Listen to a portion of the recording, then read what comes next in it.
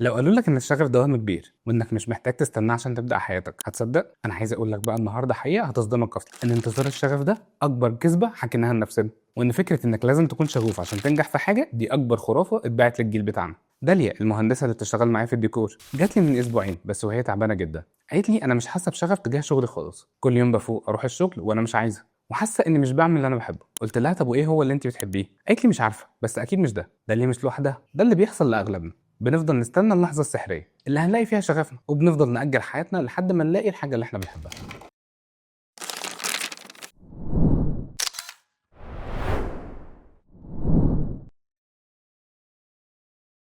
السلام عليكم، مساء الخير ويا رب دايما تكونوا بخير. أنا حسن نجار وخلينا النهارده نتكلم عن الشغف.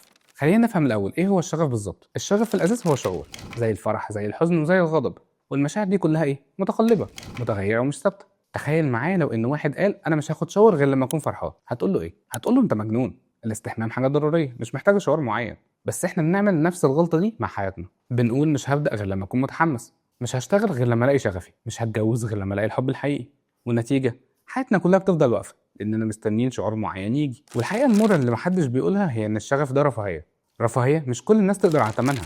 لما آدم صاحبي المبرمج بعد ما اتخرج من تجارة قرر يدخل مجال البرمجة، ما كانش عنده شغف تجاه الأكواد، كان عنده حاجة تانية خالص وهي الضرورة. كان محتاج يلاقي شغل يكسب منه فلوس، وكان شايف إن البرمجة مجال فيه فرص مش أكتر من كده. في الأول كان بيتعب جدا، كان بيقعد قدام الكمبيوتر 8 ساعات وهو مش فاهم أي حاجة، كان بيحس إن دماغه هتنفجر من كتر الأكواد اللي هو مش فاهمها. بس آدم عمل حاجة مختلفة، ما استناش الشغف، بدأ يتعلم حتى لو مش حاسس بحماس. وده اللي اكتشفه آدم واللي اكتشفته أنا واللي هتكتشفه أنت لو بطلت تستنى. الشغف مش بيجي قبل الإتقان، بيجي بعده. آدم دلوقتي بقى من أفضل المبرمجين اللي أنا أعرفها، ومش بس كده، بقى بيحب الأكواد فعلا، بقى بيقعد في البيت يعمل مشاريع شخصية، بقى بيتكلم عن البرمجة بعيون لمعة. طب هو إيه اللي حصل؟ هو اتولد فيه الشغف فجأة؟ لا، اللي حصل إنه لما بقى كويس في حاجة بدأ يحبها، لما بقى يفهم فيها ويبدع فيها بدأ يحس بيها. اللي بيحصل نفسيا إن دماغنا بيحب الحاجات اللي بنبقى كويسين فيها. دي طبيعة البشر، مش بنبقى كويسين في حاجة لأننا بنحبها، احنا بنحب الحاجة لأننا بنبقى كويسين فيها. تخيل معايا طفل عمره 7 سنين بيتعلم يلعب كورة. في الأول مش هيحب الكورة، هيتضايق وهيتعب، هيحس إن الكورة صعبة ومش مسلية أصلا. بس لو فضل يلعب كل يوم وبدأ يتحسن وبدأ يسجل أهداف، إيه هيحصل؟ هيبدأ يحب الكورة وهيبدأ يتعلق بيها. نهى البنت اللي عندها 24 ساعة ولسه في بداية حياتها العملية كانت بتعاني من نفس المشكلة، كانت بتقول لي أنا مش عارفة أنا عايزة إيه، مش عارفة إيه شغفي ومش عارفة إيه اللي أنا بحبه. وكانت فاكرة إن المشكلة فيها هي، إن هي الوحيدة اللي مشتتة ومش عارفة تختار. قلت لها نهى أنت مش مشتتة، أنت بتدوري في المكان الغلط. لأن نهى كانت بتدور على الشغف جواها، والشغف مش جواك، الشغف بيتولد من تفاعلك مع العالم. إحنا جيل اتربى على أفلام ديزني وأفلام هوليوود اللي بتقول لنا follow your passion، وده خلانا نفتكر إن الحياة بتشتغل كده، إن في لحظة سحرية هتيجي ونلاقي فيها شغفنا وبعدها كل حاجة هتبقى سهلة. بس الحقيقة مختلفة تماما. الحقيقة إن الناس الناجحة مش بتستنى الشغف، بتبدأ بالانضباط. سيف دكتور الأسنان اللي بيشتغل معايا حالة تانية مهمة جدا. سيف ناجح ظاهريا، عيادته شغالة كويس وبيكسب فلوس كتير، بس جاي يقول لي أنا مش حاسس بمعنى في حياتي، مش حاسس إن ده اللي أنا كنت عايزه. سيف مش تعبان لأنه مش لاقي شغفه، سيف تعبان لأنه متخيل إنه لازم يكون شغوف عشان يكون سعيد. قلت له سيف أنت دكتور أسنان كويس، بتساعد الناس وبتخفف ألمهم، بتخليهم يبتسموا بثقة، هو في إيه أحلى من كده؟ قال لي أيوه بس أنا مش بحس بالحاجات دي. قلت له أنت مش محتاج تحس، انت محتاج تعمل، والاحساس هيجي بالعمل مش قبله. الانضباط اهم من الشغف بمراحل. الانضباط هو اللي بيخليك تعمل حاجه حتى لو مش حاسس بيها، الانضباط هو اللي بيخليك تفوق الصبح تروح الشغل حتى لو مش عايز. والانضباط مش شيء واحد، الانضباط عضله وزي اي عضله كل ما تتمرن عليها اكتر كل ما تبقى اقوى. لما ادم كان بيقعد كل يوم يتعلم برمجه حتى لو مش حاسس بحماس، كان بيقوي عضله الانضباط بتاعته، وده اللي خلاه يوصل لمستوى عالي. الشغف بقى فخ العصر الحديث، بقى العذر اللي بنستخدمه عشان ما نبداش، بقى السبب اللي بنأجل بيه احلامنا. مش لاقي شغفي بقى ازاي مش لاقي الوقت المناسب او مش لاقي الفرصه المناسبه، وفي الاخر احنا اللي خسرانين، احنا اللي قاعدين نستنى قطر مش جاي اصلا، وحياتنا بتعدي. الحقيقه الصدمه اللي محدش بيقولها هي ان معظم الناس الناجحه في العالم مش شغوفه بنسبه 100% تجاه شغلهم. هم ملتزمين، هم منضبطين وشغالين بجد، بس مش شغوفين بالمعنى الرومانسي للكلمه. ومعظم الناس اللي بتتكلم عن الشغف طول الوقت هم نفسهم اللي مش بيعملوا حاجه، لان الشغف بقى بالنسبه لهم عذر التاجيل. خلينا نسال نفسنا سؤال مهم، ماذا لو كان الشغف مضلل اصلا؟ يعني ايه؟ يعني انت ممكن تكون عندك شغف تجاه حاجه بس الحاجه دي مش كويسه ليك، او انت ممكن تكون مش حاسس بشغف تجاه حاجه بس الحاجه دي هي الانسب ليك، او انك حاسس انك شغوف تجاه حاجه معينه عشان تهرب من شغلك الحالي لاي سبب كان. داليا كانت فاكره انها مش شغوفه تجاه الهندسه، بس لما بدات تتعمق اكتر في الشغل بدات تاخد مشاريع اكبر وبدات تشوف ان التصميمات بتاعتها بتاثر على الناس، بدات تحس بحاجه مختلفه، مش شغف بالمعنى الرومانسي، حاجه اعمق من كده بكتير، رضا عن نفسها واحساس انها بتعمل حاجه مفيده وهي كويسه فيها. الشغف مش نقطه البدايه، الشغف نتيجه. انت مش محتاج تبدا وانت شغوف، انت محتاج تبدا وانت ملتزم، والالتزام ده هو اللي هيخليك تتحسن، والتحسن هيخليك تحب اللي بتعمله، ولما تحب اللي انت بتعمله هتبدع فيه مش العكس. لما ادم رجع لي من سنه بعد تعلم البرمجه كان راجل مختلف تماما، مش بس في مستواه التقني، ده في شخصيته كلها. بقى واثق اكتر، بقى عنده استقلاليه، وبقى عارف هو عايز ايه. قلت له ادم هو ايه اللي حصل؟ هو ايه السر؟ قال لي عرفت ان الشغف مش حاجه بتستناها، الشغف حاجه بتبنيها. كل يوم كنت بقول لنفسي انا مش محتاج احس بحماس، انا محتاج اعمل اللي عليا. وشويه شويه بدات احس بالحماس. طب السؤال بقى اللي بيطرح نفسه، احنا ليه بنستنى الشغف اساسا؟ ايه اللي خلانا نفتكر ان الشغف حاجه لازم تكون موجوده من البدايه؟ الاجابه بسيطه، احنا خايفين من الفشل، خايفين من الالتزام، خايفين من ان نبدا حاجه وما نكملهاش. فالشغف بقى عذر مثالي، بقى الحاجه اللي بنقول عليها لو كان موجود انا كنت نجحت، بس ما هو مش موجود فانا مش هبدا. انها لما جت تقول لي انها مش عارفه تختار، كانت في الحقيقه بتقول لي انها خايفه تختار، خايفه تختار الاختيار الغلط. قلت لها نهى هو في حاجه اسمها الاختيار الغلط اساسا؟ قالت لي ايوه، لو اشتغلت في مجال مش بحبه هيبقى ده اختيار غلط. قلت لها طب انت ازاي عايزه تعرفي انك بتحبي مجال قبل ما تشتغلي فيه؟ وده سؤال مهم جدا. احنا ازاي عايزين نعرف اننا نحب حاجه قبل ما نجربها؟ ازاي عايزين نحس بشغف تجاه حاجه ما عملناهاش؟ الحب بيجي بالتجربه، والشغف بيجي بالممارسه مش العكس. لما نهى بدات تشتغل في مجال التسويق ما كانتش حاسه بحماس، كانت بتعمل اللي عليها وبتتعلم وبتحاول تبقى كويسه. وبعد شهرين بدات تلاحظ الحاجات اللي بتكتبها بتاثر على الناس، بدات تشوف ان الاعلانات اللي بتعملها بتجيب نتائج، وبدات تحس ان ليها تاثير. وده اللي خلاها تحب شغلها، مش لان الشغف كان موجود من البدايه، لكن لان الشغف اتولد من النجاح. دلوقتي خلاص احنا فهمنا ان الشغف وهم، فايه بقى الحلول العمليه؟ اول حل ابدا بالكافي مش بالمثالي. يعني لو عندك اختيار بين 3 شغلانات وواحده فيهم كفايه بالنسبه لك ابدا بيها، ما تستناش الشغل المثالي. داليا لما قررت تكمل في الديكور ما كانتش فاكره انه الشغل المثالي ليها، كانت فاكره انه كفايه، وده كان كفايه قوي لبدايه رحلتها. تاني حل اشتغل على قاعده ال 10000 ساعه. اي حاجه هتشتغل فيها 10000 ساعه هتبقى كويس فيها، واي حاجه هتبقى كويس فيها هتبدا تحبها. ادم كان بيقول لنفسه انا مش محتاج احب البرمجه دلوقتي، انا محتاج اتعلم 10000 ساعه وبعدها هنشوف. وال 10000 ساعه دول تقريبا سنه وشهرين. تالت حل ركز على التاثير مش على الشعور. بدل ما تسال نفسك انا بحب الشغل ده، اسال نفسك هل انا شغلي مؤثر؟ سيف لما بدا يركز على التاثير بدل الشعور اتغير تماما. بدأ يشوف إن كل مريض بيعالجه هو حياة بيأثر عليها، بدأ يشوف إن الابتسامة اللي بيرسمها على وش المريض هي حاجة عظيمة، ومع الوقت بدأ يحس بحاجة أعمق من الشغف، بدأ يحس بالمعنى، والمعنى أهم من الشغف بكتير، المعنى أعمق وأصدق وأكثر استدامة.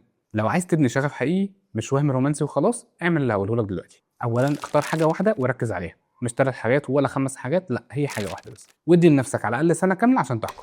إنها اختارت التسويق وقررت تديله سنة كاملة قبل ما تحكم، وده اللي خلاها تنجح. ثانيا اشتغل على التحسن مش على الشعور. كل يوم اسال نفسك انا اتحسنت قد ايه النهارده، مش انا حسيت ايه النهارده. ادم كان بيكتب كل يوم الحاجه الجديده اللي اتعلمها، وده اللي خلاه يشوف التقدم بتاعه، وده خلاه يحس بالفخر. ثالث حاجه دور على معنى في اللي بتعمله، حتى لو الشغل مش مثالي دور فيه على معنى، دور فيه على طريقه تاثر بيها على الناس.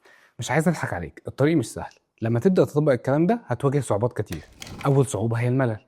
اول ما تبدا تشتغل من غير شغف هتحس بملل رهيب، وده طبيعي، كل الناس بتمر بالمرحله دي. ادم حكى لي انه في الشهر الاول من تعلم البرمجه كان بيحس انه هيموت من الملل، كان بيقول لنفسه انا بعمل ايه في حياتي، بس هو كمل، وده اللي فرق معاه. تاني صعوبه الشك في النفس. لما تبدا تشتغل من غير شغف هتبدا تشك في نفسك، هتقول يمكن انا مش مناسب للحاجه دي، يمكن انا مش هنجح. نوع مرت بنفس المرحله، كانت بتقول لنفسها انا اكيد مش هنجح في التسويق لاني مش بحس بحماس، بس هي كملت، وده اللي فرق معاها جدا. ثالث صعوبه ضغط الاهل والاصحاب. لما تبدا تشتغل من غير شغف الناس حواليك هتقول لك انت مش سعيد، انت مش بتحب اللي انت بتعمله، انت مضطر، وده هيخليك تشك في قرارك. عايز اقول لك حاجه مهمه جدا، انت مش لوحدك، كل الناس الناجحه في العالم مرت بنفس المرحله اللي انت فيها دي. كل الناس الناجحه بدات من غير شغف، بدات بالانضباط والالتزام، والشغف اتولد بعد كده. انت مش مطلوب منك تحس بحماس كل يوم، انت مطلوب منك تشتغل كل يوم. مش مطلوب منك تحب اللي بتعمله من اول يوم، مطلوب منك تعمله باخلاص، والحب هيجي مع الوقت. تخيل نفسك بعد سنه من دلوقتي انك كملت في المجال اللي انت اخترته، حتى لو ما كنتش حاسس بشغف تجاهه من البدايه. تخيل انك بقيت كويس فيه، وان الناس بقت تيجي تطلب منك مساعده. تخيل ان حد بيقول لك انت غيرت حياتي، والثقه اللي انت هتحس بيها. تخيل الفخر اللي انت هتحسه تجاه نفسك، والانجاز اللي انت هتحققه. ده مش حلم، ده واقع ممكن يحصل لو بطلت تستنى الشغف.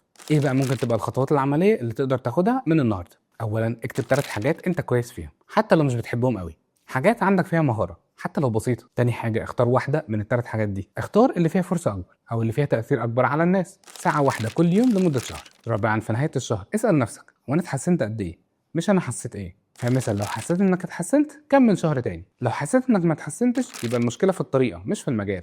داليا دلوقتي بتدير شركه ديكور مش صغيره، مش بس كده بقت بتعمل تصميمات لمشاريع كبيره، وبقت بتحس بفخر حقيقي لما تشوف المكان اللي صممته وقد ايه هو بيأثر على الناس اللي عايشه فيه. نهى بقت من انجح الناس في التسويق في الشركه بتاعتها، وبقت الناس تيجي تطلب منها مساعده وبتحس انها ليها قيمه حقيقيه. سيف بقى من احسن دكاتره الاسنان في منطقته، وبقى عنده عياده كبيره، وبقى بيحس ان شغله له معنى حقيقي. ادم بقى مبرمج محترف، وبقى بيعمل شغل خاص بيه كمان، وبقى بيحس ان البرمجه مش مجرد شغل، بقت جزء من شخصيته. في فرق كبير قوي بين الشغف الحقيقي والشغف الوهمي. الشغف الوهمي هو اللي بنحس بيه واحنا قاعدين نتفرج على فيديوهات على اليوتيوب. الشغف الحقيقي هو اللي بنحس بيه واحنا بنشتغل حتى لو تعبنا. الشغف الوهمي بيخلينا نقول انا بحب الطبخ واحنا بنتفرج على برامج الطبخ، لكن الشغف الحقيقي بقى بيخلينا نقوم نطبخ حتى لو هنتعب وحتى لو هنوسخ المطبخ. الشغف الوهمي بيخلينا نقول انا بحب الكتابه واحنا بنقرا كتاب، لكن الشغف الحقيقي بيخلينا نقعد نكتب حتى لو مش عارفين هنكتب ايه. السبب اللي خلانا نخاف من الالتزام هو ان احنا بنفتكر ان الالتزام معناه اننا هنفضل عايشين حياه واحده للابد، بس ده مش صح. الالتزام معناه انك تدي لنفسك فرصه حقيقيه تكتشف امكانياتك، معناه انك تشوف انت قد ايه قادر تبدع لما تفضل مركز على حاجه واحده. سيف لما التزم بشغل طب الاسنان ما كانش يعرف انه هيوصل للمستوى ده، ما كانش يعرف انه هيحس بالرضا ده.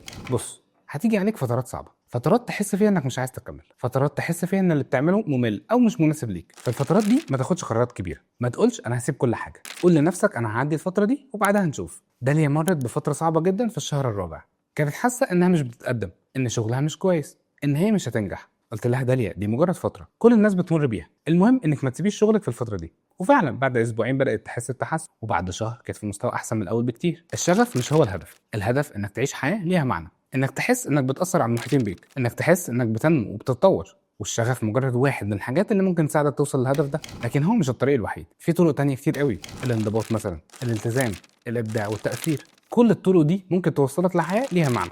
لما تبدا تطبق الكلام ده الناس حواليك هتبدا تسالك هو انت مبسوط؟ انت بتحب اللي بتعمله؟ انت مش حاسس انك مضطر؟ ما تردش على الاسئله دي بطريقه دفاعيه، قول لهم انا بعمل اللي محتاج اعمله والسعاده هتيجي مع الوقت. نهى كان اهلها بيقولوا لها انت مش مبسوطه في شغلك؟ كانت بترد انا بتعلم اكون مبسوطه، مش كل حاجه بتيجي جاهزه. وده كان رد حلو قوي الحقيقه. طب ازاي تعرف انك على الطريق الصح؟ مش هتعرف من الشعور، هتعرف من النتائج. لو بقيت احسن في اللي بتعمله يبقى انت على الطريق الصح، لو بقيت الناس تطلب منك مساعده يبقى انت على الطريق الصح، لو بقيت تحس ان ليك تاثير يبقى انت على الطريق الصح. ادم عرف انه على الطريق الصحيح مش لما حس بشغف، لكن لما بدا يحل مشاكل معقده، لما بدا يساعد الناس وبدا يحس انه بيفرق. الشغف مش شرط للنجاح، الشغف نتيجه للنجاح. انت مش محتاج تحب اللي بتعمله من البدايه، انت محتاج تعمله باخلاص، والحب هيجي مع الوقت. انت مش محتاج تحس بحماس كل يوم، انت محتاج تشتغل كل يوم والحماس هيجي. مش محتاج تلاقي شغفك، انت محتاج تبنيه. عايز اقول لك حاجه اخيره مهمه، انت قد التحدي ده، وقادر تعيش حياه ليها معنى من غير ما تستنى الشغف. قادر تبدا من النهارده، وقادر تاخد قرار انك تبطل تستنى وتبدا تشتغل. وانا واثق انك لو عملت كده هتكتشف انك اقوى مما تتخيل، هتكتشف انك قادر على حاجات ما كنتش تتخيل انك تقدر تعملها اصلا. والاهم من كده هتكتشف ان الحياه مش محتاجه شغف عشان تكون جميله، الحياه محتاجه معنى، والمعنى انت اللي بتصنعه بايدك. ابدا بالحاجه اللي قدامك وما تستناش الشغف، الشغف هيلحقك في طريقك. في اخطاء شائعه كتير قوي من الناس بتقع فيها لما بتحاول تطبق الكلام ده، وانا عايز احذرك منها عشان ما تقعش فيها. اول غلطه انك تتوقع نتائج سريعه، تفتكر ان بعد اسبوع او اتنين هتحس بتحسن كبير. لا، الموضوع بياخد وقت. ادم اتحسن بجد بعد 6 شهور مش 6 اسابيع. تاني غلطه انك تقارن نفسك بالناس اللي بتدعي انها شغوفه، ما تقارنش نفسك بحد، كل واحد ليه رحلته وظروفه، ركز على نفسك وبس. تالت غلطه انك تسيب اول ما تحس بملل او صعوبه. الملل والصعوبه دي جزء من الرحله، مش معناها انك في الطريق الغلط. وخليني اقول لك بقى ان في فرق كبير قوي بين الاستسلام والتعديل. الاستسلام هو انك تسيب كل حاجه وترجع لنقطه الصفر، التعديل هو انك تغير في الطريقه بتاعتك مش في الاتجاه. سيف مثلا في فتره من الفترات حس ان شغله في العياده بقى روتيني قوي، بدل ما يسيب طب الاسنان خالص قرر يعدل، بدا يتخصص في زراعه الاسنان وده فتح له طرق جديده. داليا كمان لما حست ان شغلها مكرر ما قررتش تسيب الديكور، قررت تتخصص في الديكور الداخلي للمطاعم والكافيهات، وده خلاها تتعامل مع تحديات جديده. الصبر مش مجرد فضيله، الصبر اداه لبناء الشغف. الشغف زي الشجره، لو زرعت شجره وكل يوم رحت تشوف اذا طلعت فاكهه او لا هتفضل محبط، لكن لو صبرت عليها وفضلت تسقيها وتهتم بيها في يوم من الايام هتلاقيها بتدي فاكهه حلوه قوي. نوع اتعلمت الدرس ده. في الاول كانت كل اسبوع تسال نفسها هو انا بحب الشغل ده؟ دلوقتي بقت تسال نفسها انا بتحسن في الشغل ده ولا لا؟ والسؤال التاني ده اهم بكتير قوي من الاول.